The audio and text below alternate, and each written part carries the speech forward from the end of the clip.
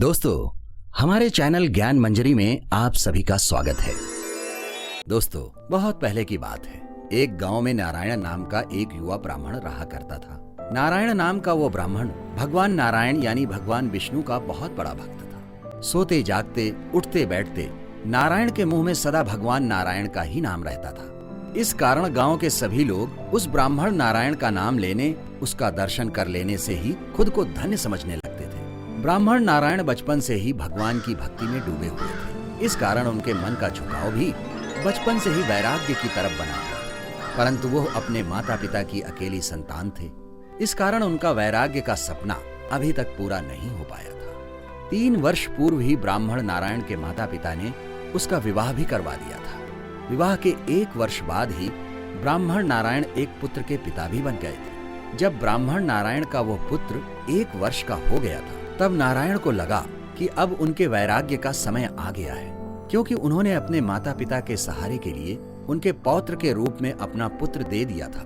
इसलिए वो अपने भगवान की तलाश करने के लिए वैराग्य लेने की योजना बनाने लगे थे। ब्राह्मण नारायण का यह विचार उसके माता पिता तथा पत्नी तीनों को पता चल गया था। इसलिए वो सभी अपने अपने ढंग से नारायण को इस प्रकार समझाने लगे थे कि जिससे वो अपना वैराग्य का विचार त्याग दे।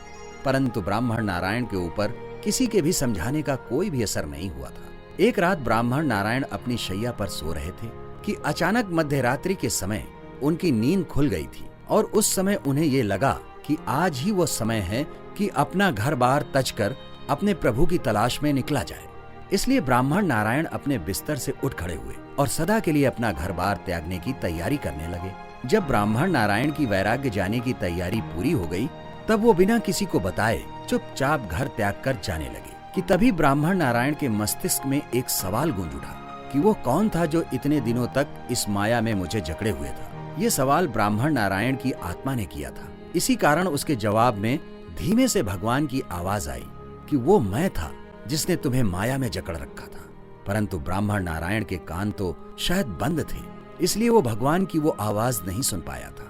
इसलिए वो अपने उस सवाल का जवाब तलाशने के लिए अपनी सोती हुई पत्नी के पास चला आया।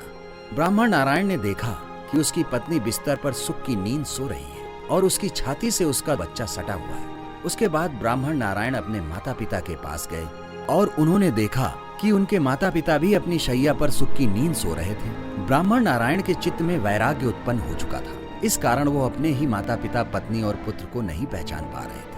इसलिए उसके मस्तिष्क में एक और सवाल गूंजा कि ये कौन है जो मुझे इतने समय तक मूर्ख बनाते चले आ रहे हैं। ब्राह्मण नारायण के इस सवाल पर भी भगवान की आवाज आई कि ये भगवान है, किंतु ब्राह्मण ने पहले की तरह यह जवाब भी नहीं सुना।